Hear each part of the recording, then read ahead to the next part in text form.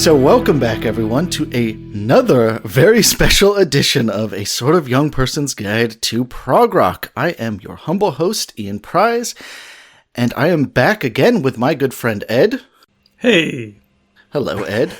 And our mutual good friends from the Talk Told to Me podcast, Nick McGill and Omen Said, otherwise known as the Momes. So feckless. Hey. Feckless Momes. Nice. Thank you so much for having us back. Hello, of course. It was such a pleasant conversation last time. I thought, let's do it again. Let's see if we can do that, follow up that debut streak. So, we are here to talk about Fairport Convention and their 1969 classic, Liege and Leaf. So this album is a staple of folk rock, and we'll get into where the folk is and where the rock is and where the staples are. Mm-hmm. But yes, Fairport Convention, 1969, Liege and Leaf. So I guess I'll take it back just a hot second to 1967, where a very surprisingly young group of musicians start playing. So they start as the English answer to the American electric folk scene that was kind of burgeoning. So you can really hear the super duper West Coastness in their first album. The first album was produced by Joe Boyd, who will produce this album. He is of interest for us on this podcast, interestingly, as Pink Floyd's first producer, who discovered them in the UFO Club and produced Arnold Lane, their first song. They would release their debut album in 1968 with the original singers Judy Dibble, also of note for this podcast, would go on to sing with Giles, and Fripp, and Ian Matthews, also of note for this podcast, who had changed his name from Ian MacDonald to avoid confusion with the famed King Crimson member. Wow. But after the first album, they replaced both of their vocalists with Sandy Denny, the myth, the legend herself, and they would go on to essentially make all three of their classic albums in 1 year, 1969. That's bonkers. It's an insane pace of rate. Yeah. Rate of pace? Pace of whatever. Tull did one a year for like 20 years, but 3 in a year. Yeah, that's a lot. That's quite a lot. That probably goes to the just the creative juices and the youth behind that party. And I was going to say that's something to consider this whole time. They are all, no joke, I think like basically 19, 20, 21. Wow. Yeah. And then it was funny, they were like, Dave Swarbrick, who we'll get to, was the elder statesman of their group. I think he's 24, 25 or something at this point. Crazy, isn't it? Yep. I remember looking at some pictures, trying to find pictures of the gear that they're using, and just did like, who are these kids? Yeah.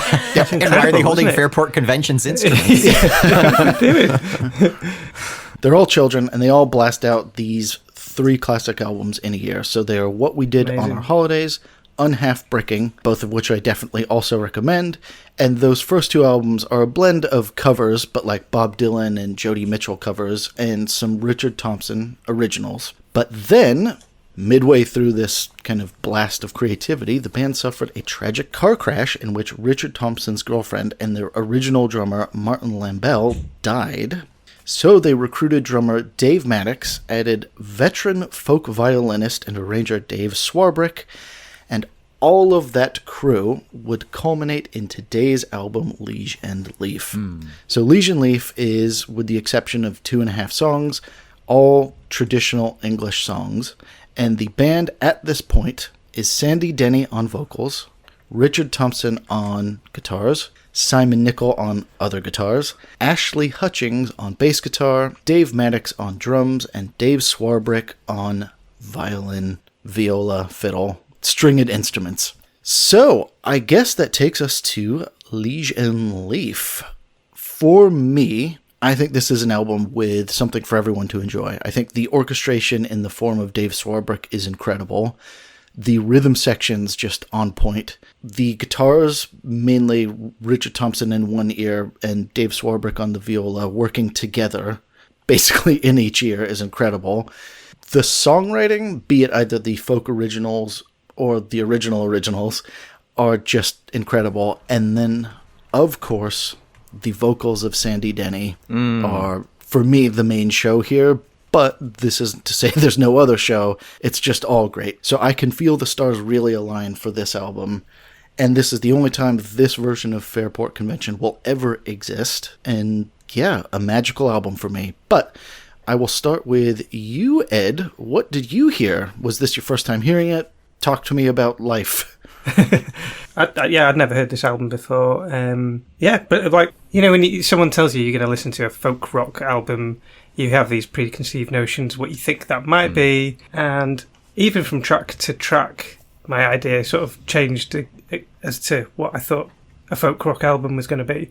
In like a blanket sense, I feel like it's not necessarily, you know, what an academic would consider, you know, this is Irish folk, this is English folk, this is American folk. It's like this weird kind of a mixed pot of bubbling goodness. Interesting. Yeah, it's like these admittedly very young musicians have picked up bits of English folk and bits of Irish folk, and you know, the first track I hear, I'm hearing more like an American folk tradition in there.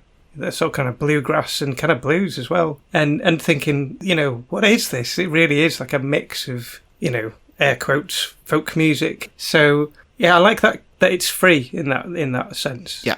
And growing up in North Wales, you know, Welsh folk music is all hymns and male singing choirs and stuff like that. So yeah, like I say, my idea of folk music, the English folk tradition doesn't really come in a lot. It's something I've learnt to appreciate a little bit more as an adult. It's not something I grew up with, but I do love the stories that come through all the way through this. I don't know where they've come across, you know, a lot of the stories, but they behave like archivists, searching out all these old bits of lyrics and maybe put their own musical flair onto it. Yeah, and I guess that's, like I say, as a blanket thing, what comes through to me is this very free expression of what they consider to be folk or what they like about the folk genre. Yeah, no, absolutely. And we'll get into my philosophy of folk later, but an enjoyable album, yes. Well, I loved it. Absolutely loved it. And we'll be listening again, yeah. But yeah, I can really hear how it's touched bands that I like without me knowing it. And that was secret touch. The secret touch.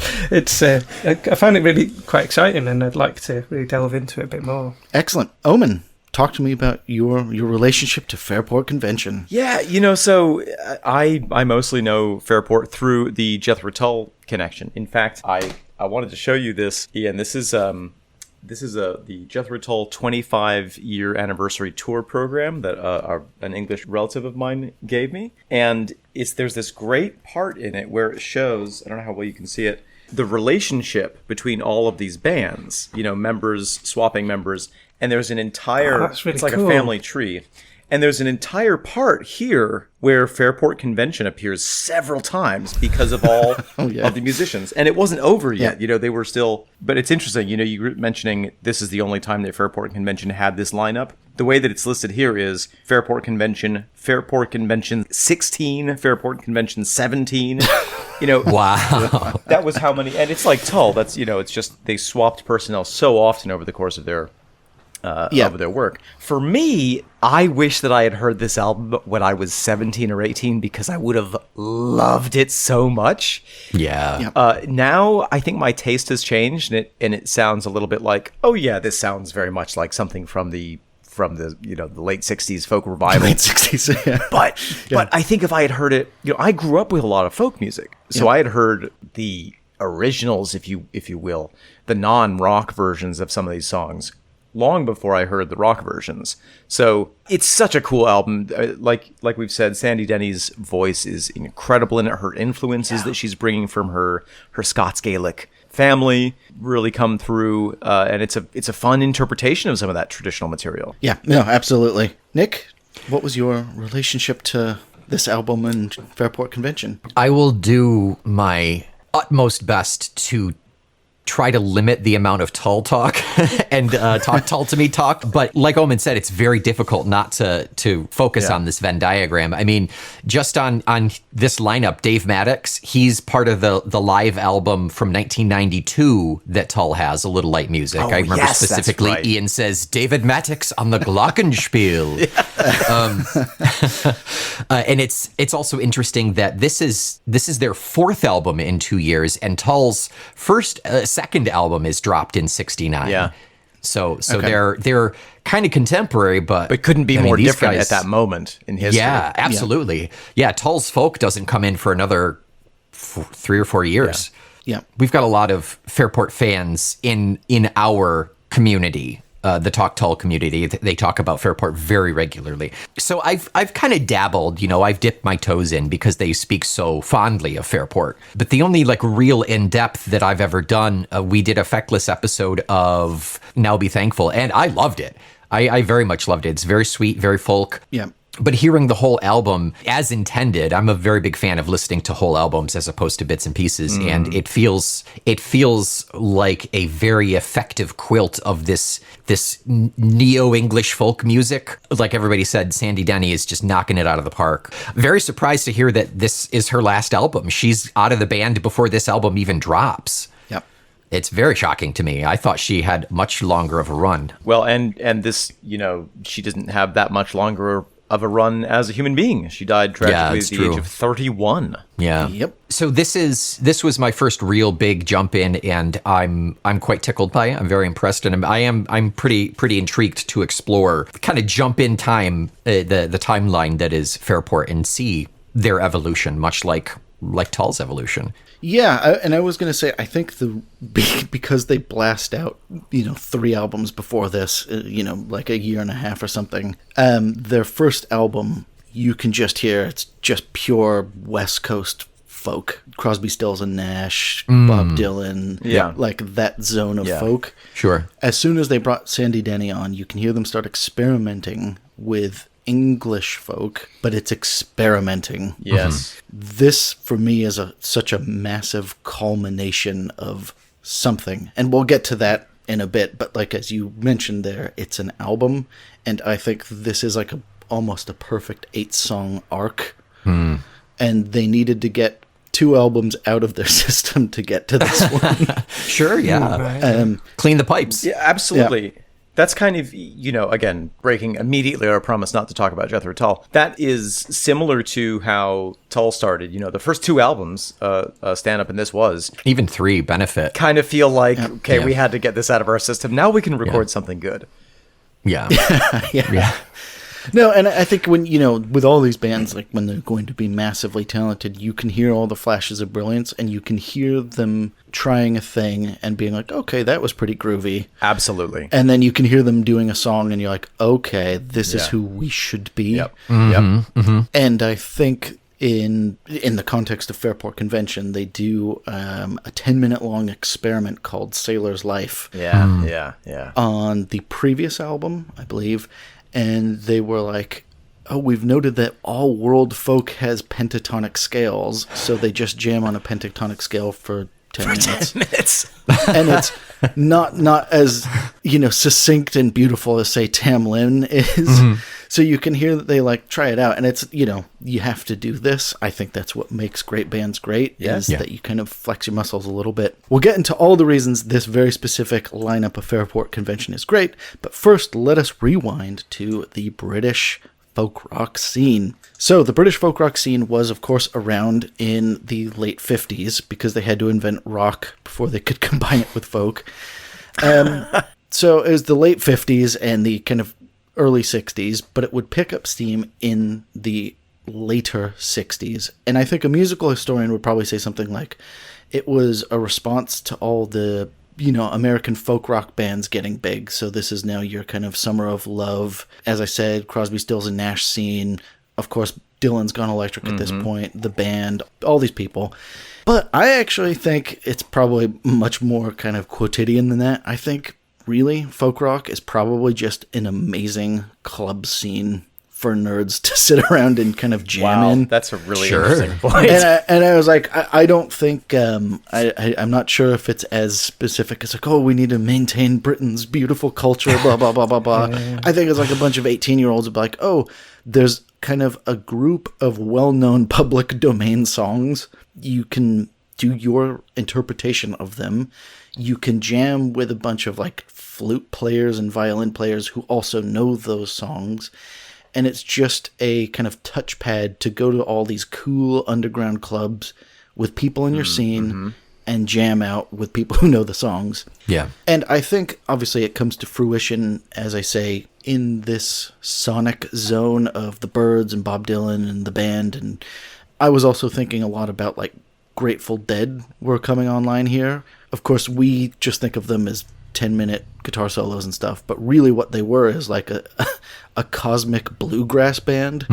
Like, they too were also reinterpreting American folk with cool guitar pedals and stuff. Right, right. So I think for me it would be the most spiritually satisfying scene to be in as a youth in like 1969. Again, go around to the clubs, you jam, you all know these songs. Any thoughts on club jamming? Oh, Ian, I have so many thoughts about club jamming. Oh boy. So none can be said on this podcast. But. no, I think I love your interpretation, Ian. I think that is something that is absolutely accurate. You know, there were a lot of these, like you mentioned, these really hip underground.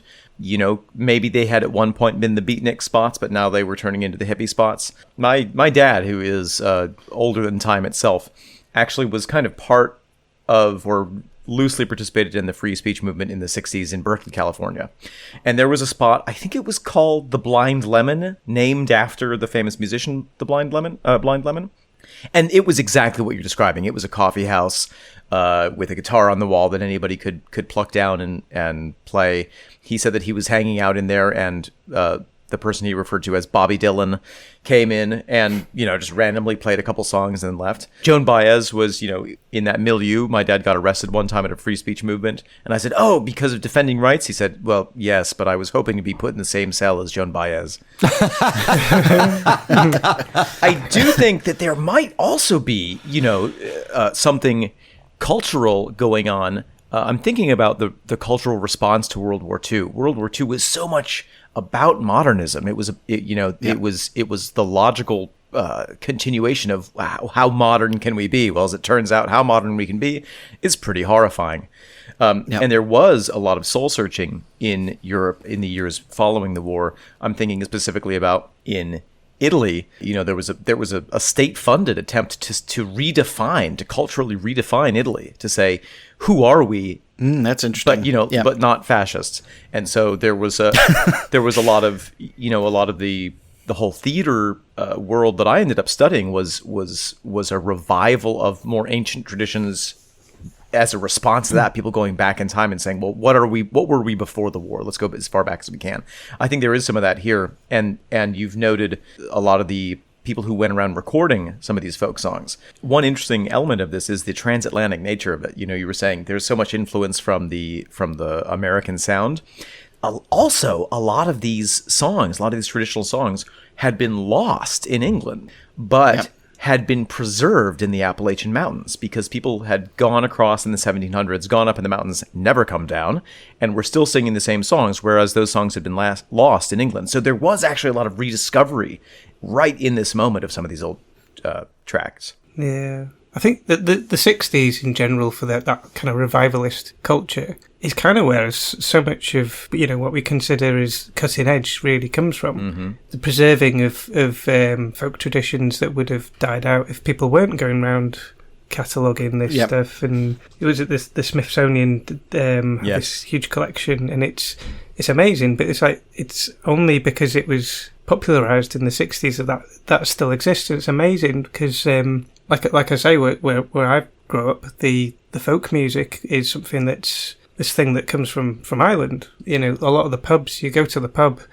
and it'll be like, you know, third Friday of the month, everyone's in there playing the Irish folk tunes, and it's like there's always going on. There's like 30 guys in there fighting for their chance to play the fiddle to this particular song, and everyone knows the songs. There's been no break in that tradition. Whereas so it's a living tradition. It's very much a living tradition, and it's not changing. It's almost like an academic thing. Whereas what we're hearing in the 60s is people kind of experimenting with bringing something back to life, and it's kind of exciting in that it is evolving at that time. Yeah. You'd imagine all these people like cataloguing this stuff and archiving this stuff. You'd imagine people are going to get academic about it, but they don't. It's like the kids hear it and then they're, oh, that's how you play It's this chord, cool. or that's, yeah. Well, and I guess that's what I was getting at, is I don't think, for me, this is not a musical historical album, nor a musical historical moment. I think this is kids responding to some beautiful, beautiful songs with incredible imagery and story and melody and all that stuff. Yeah. And I think to both of your points about the 60s, talking about like, who are we, what's going on, obviously the 60s is known for, literally asking that question, and how do we get back to Eden was the whole point of Summer of Love. And, Grateful Dead's answer was, we go on a road trip for 50 years and just groove. And then, like, the Beatles said, how about we play Edwardian, show tunes with crazy sound effects. And then this is yet another answer, is why don't we go back to, like, kind of a pastoralist England. And again, I don't think any of these people were really thinking that deeply about it or whatever. Yeah. But I was like, what would a groovy flower child be doing? And how do I answer that? And this is one answer of that, where they would go back to a green and pleasant England. Of course, all these songs are horrifying, but we'll get to that there's later. that. Well, and whether I agree that probably Fairport Convention wasn't saying how can we radically transform the culture of England through our songs, but there were people at the time who did have that intention, and who were who did have a very political drive with the both the reviving of old songs and the couching new songs in a kind of old-timey way. Ewan MacColl was, of course, the British example. Pete Seeger on the U.S. side, as well as all the folk singers. I remember there was an interview with Bob Dylan at one point where somebody was like, "Mr. Dylan, how many folk singers are there?" And he was like, "Oh, there's 63." Because he's just being an ass, but it was this idea of like, how many of these radical poets are there out there in the world? And he was like, yeah, there's this many. Oh, fantastic. I guess we'll get to what these songs actually are now. So obviously they're English folk songs. I guess because it will come up regularly throughout this, we were talking about the people who went around archiving stuff. Yes. So back in the 19th century, the first big archivist was actually American, a Boston folklorist, Francis James Child, who would collect these British and Scottish ballads, creating the Child Ballad compilation. And then later, in the 20th century, Stephen Roud, who's still alive today. Is he really? He Wow. is. No, because I was just assumed Roud was like another ancient archive or whatever. Yeah. But it's the modern folk archive. So all of these songs get a Roud song index number. Bonkers. And you can go look it up, and you can go through the history and what's known about pretty much every British folk song ever. And they'll have all the alternative spellings and, the recorded history and all this sort of stuff.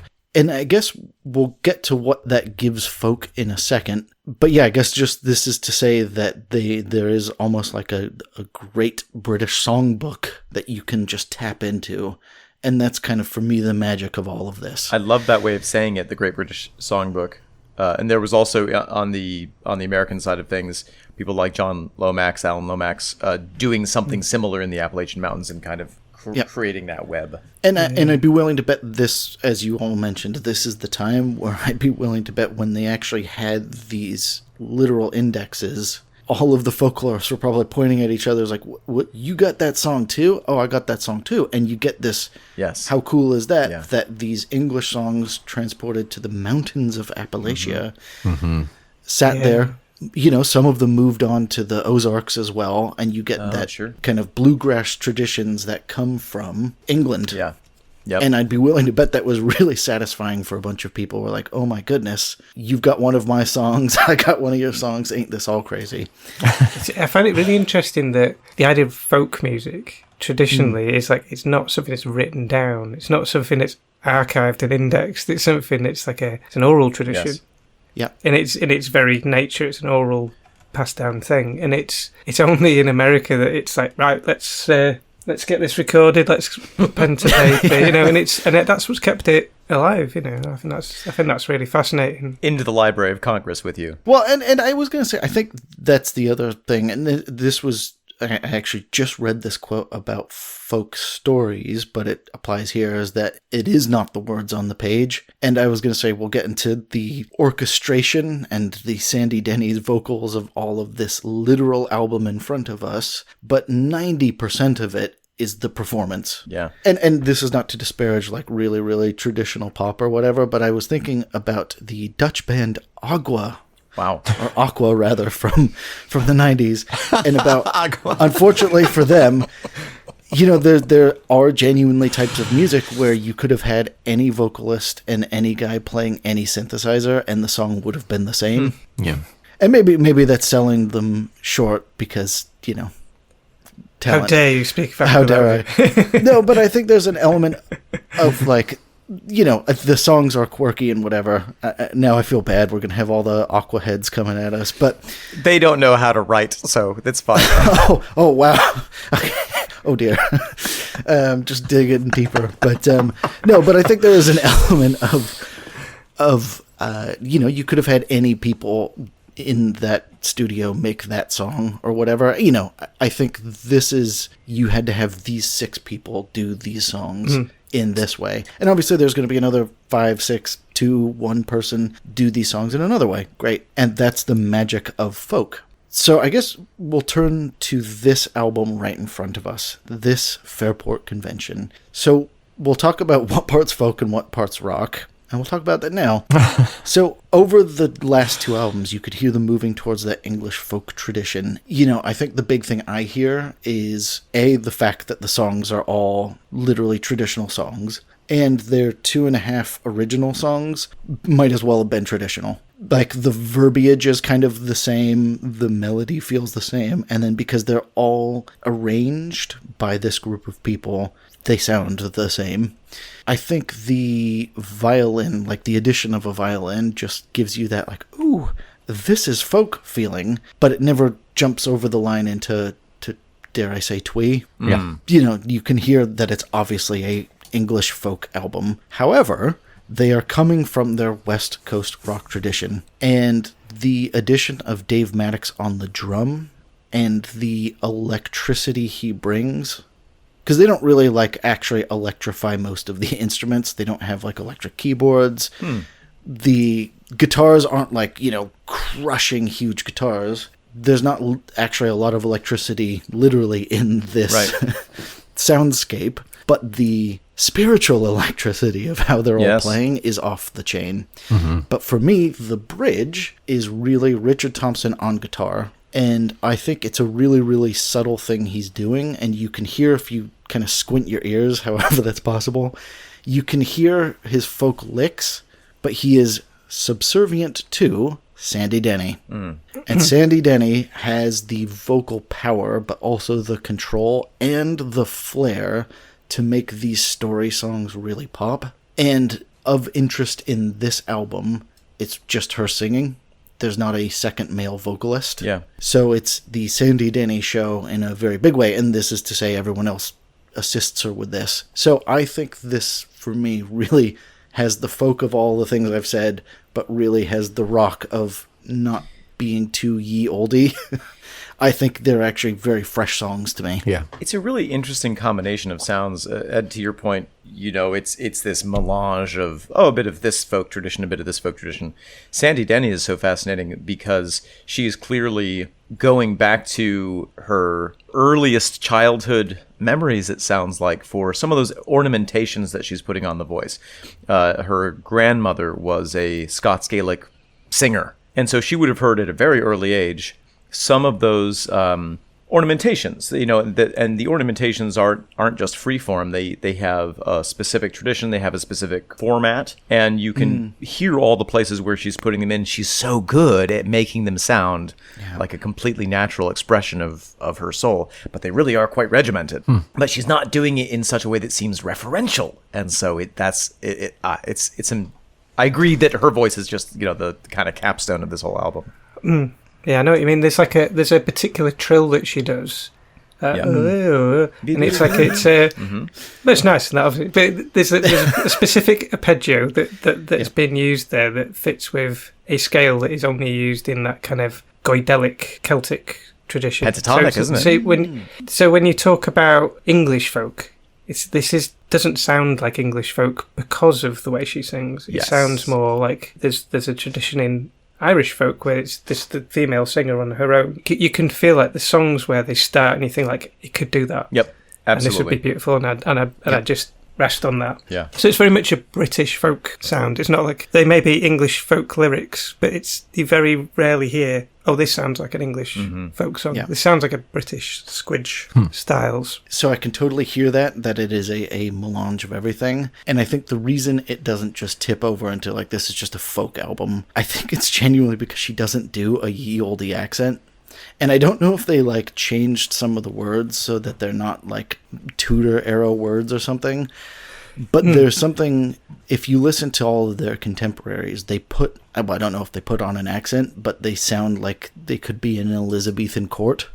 I see. Yeah, they lean into the traditional side of it maybe too much. There's something about presenting material straight, thinking about Shakespeare. Nick and I have seen so much bad Shakespeare. And the worst is when you see an American Shakespeare production and they say, "What light through yonder window breaks?" And it's clearly an attempt to sound British. The best way to do it is just to say it in exactly whatever your natural cadence is, because that's how it's written. I kind of feel like that's how she's doing it. She's not, like you say, she's not oldifying it. She's singing it genuinely. Yeah, but equally to that same point, that always sounds wrong because the actor's going at an English accent that they know now. But if they were to, there's a guy called David Crystal who does like Shakespeare in a more correct in a historical English Elizabethan accent pronunciation. Yeah, and it sounds like what you'd commonly hear in like the north of England in some farmers who live in the middle of nowhere might still sound a bit like that.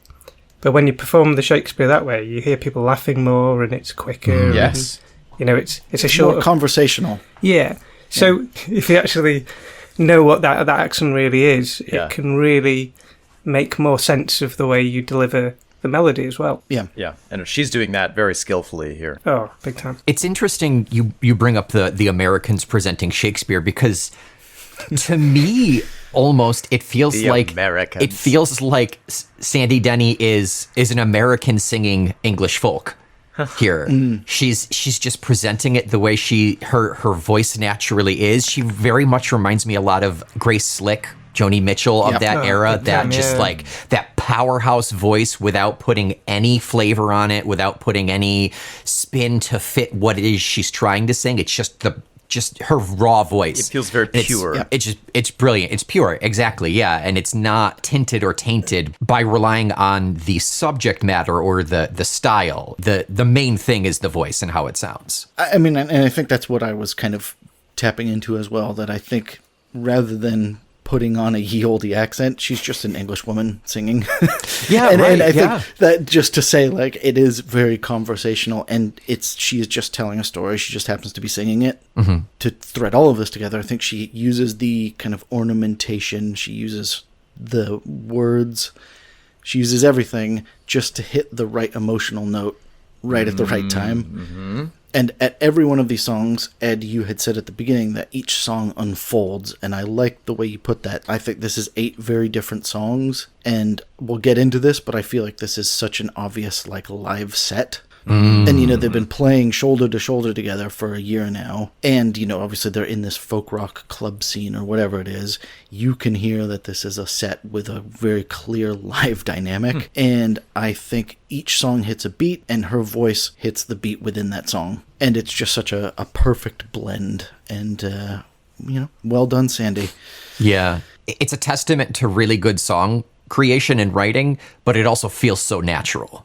Which is, again, just an added bonus to that. And actually, we'll talk about the songs themselves now, where, as I said, they had actually covered a ton of, like, old Bob Dylan songs and stuff like that in the previous albums. With this one, they actually did make a conscious decision to go English folk. So they took English folk songs. I imagine these were songs that they had all, like, heard in the clubs and stuff and been like, okay, that's a great one. Ooh, I like that version, blah, blah, blah, blah, blah. And I get the sense that Dave Swarbrick and Ashley Hutchings had just been making these mental notes, because both of them were the folk enthusiasts, been making these mental notes, been like, okay, keep that one on the books. They come to this album, and I think because none of these songs, well, 2 of them are original, whatever, I think because this is my baby. These are my babies that I have to put out into the world. Let's blah, blah, blah, blah, blah. I think instead of working on the songwriting, they worked on a sound. And for me, that's what I hear in this album, is that, you know, the songs feel timeless in a sense. And you know the songs are good. You don't have to worry if you've got the next hit or whatever. You can just be like, these songs are great. I know they're great. You know, they're as old as the hills. Let's now work together on a sound. And that's what I hear with this album. Mm-hmm. Yeah. And that's why I think it feels so mature, is because you didn't have to work through your Love Me Do's to kind of get to this song. Yeah. Well, and sometimes, to Ed's point, this doesn't feel academic. One of the worst things that you can do to a piece of old art is to try to present it as it was presented from a very strictly academic standpoint. That results in what a friend of mine used to call tricky museo show, which is like it feels like da, da, da, da, da. Yep. I think that with Nick, when you and I have performed Shakespeare, when we performed at the Renaissance Festival, sometimes you have to be a little anachronistic in order to have the genuine spirit and feeling that you're trying to convey of that time. Oh, no, 110%. And I think I too have seen a Shakespeare performance where it feels like they're reading the script rather than have the comic timing and stuff. Yeah. And in this sense, rather than comic timing, she has these emotional timings, as does the band, where they swell the cymbals at just the right moment or whatever. Yes. And I think, again, it's you have to understand deeply what the song is doing and what beats you're trying to hit. Yeah. Yeah. So that's my general thoughts.